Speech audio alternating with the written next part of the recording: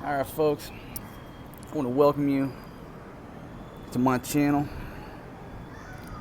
My name is Mark and welcome to Overstay Road. I'm sitting here at the beautiful view on the rooftop here at my little spot. It's Booth City. This is at the Welcome Hotel. Basically right there, that heap of burnout shit right there is the corner of Ayala Mall. That burned out last New Year's Eve or day, whatever. I don't know the full story, but the mall's open. This place is burned down. But over here, you got the water. This beautiful little rooftop, this little rooftop deck right here. In the morning, they have a buffet breakfast right here.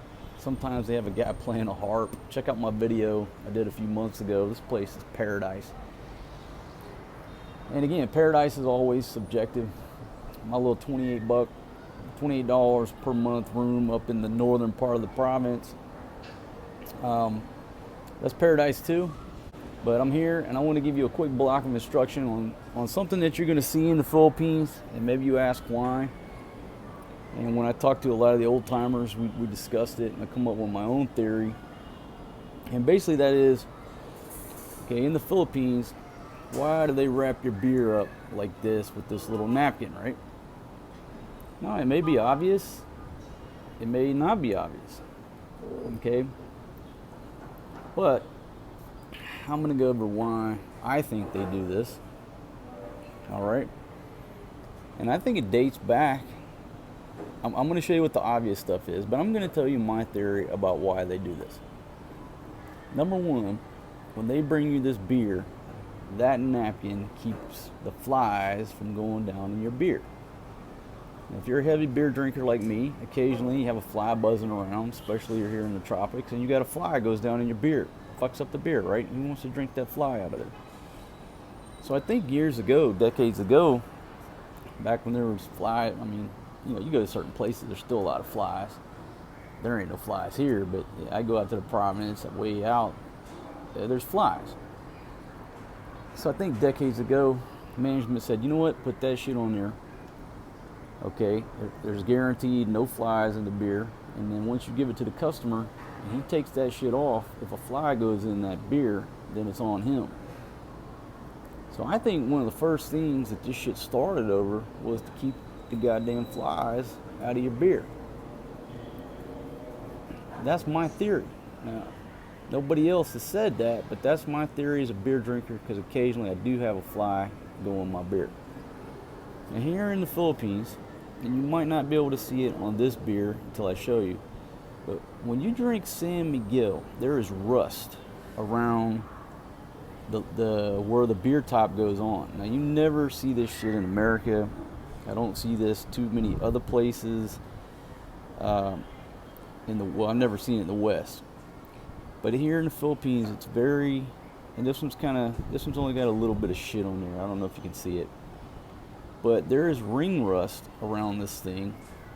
And so what you do is you take this guy right here and you just spin that beer. And I'm holding a fucking iPhone with one hand.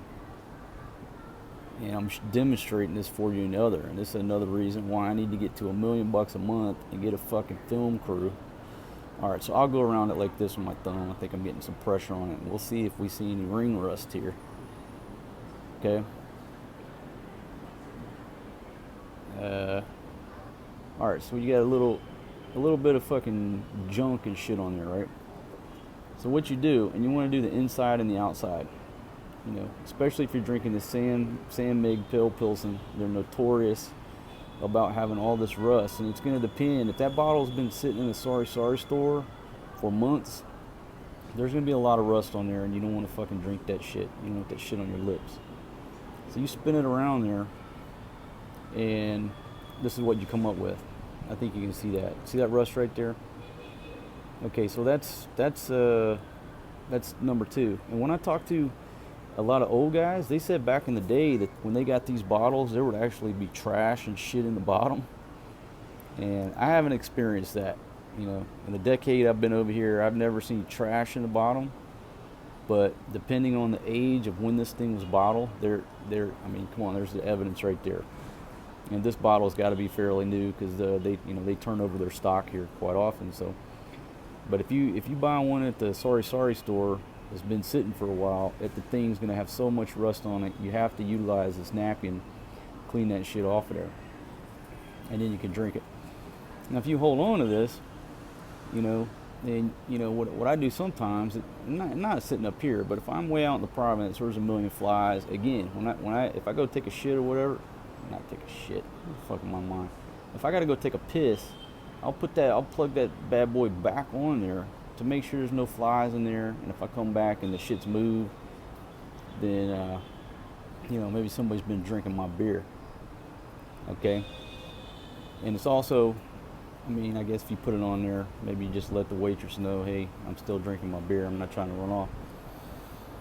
But that's one of the reasons. The main reasons, the rust, my theory is because it's a liability thing.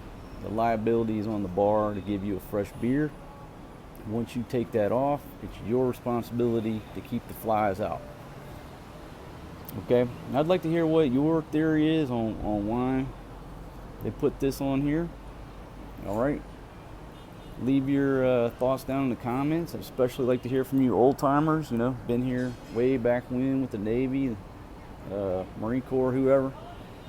And let me know why you think they put this shit on top here. Because in the grand scheme of things, I've only been coming here for, I don't know, close to a decade. So I'm still, still a young hand over here. I'm not yet the salty dog like some of you guys are. So weigh in on the comments down there, folks. Hope this block of instruction helped you understand why they do that and what you need to use that napkin for. And just get in there and scrub it off. Just get good pressure on there. It's a two-handed operation, but I'm holding this damn iPhone. If you're not a subscriber, go to the bottom right hand corner of your screen, hit that Overstay Road sign. Hold on a second.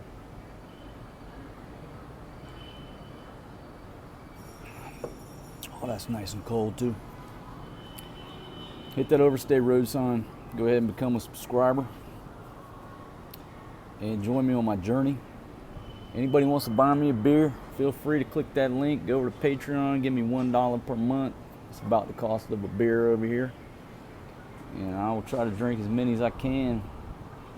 But I'm on my way to this $1 million per month where I can hire a film crew, go to a little bit more exotic locations. And I'm not talking about 5-star Hilton in fucking Dubai. No, I'm talking about, $28 a month room in Madagascar. You know what I mean? It costs money to get on planes, right? I can stay fucking dirt cheap at a place. I can eat dirt cheap. But when you get on that damn airplane and try to go to another continent, it takes a big hit. So it needs money. So once I get 1 million people, give me $1 each per month. Then I'm getting me a film crew. Might even fly on private jets. I don't give a shit about the hotels, but hey, airfare, that's where you take a big hit. Hope you're having a great day, no matter where you're at in the world, my friends. And thanks for joining me. Thanks for watching my video. And I hope this helped you. I'll see you on the next adventure.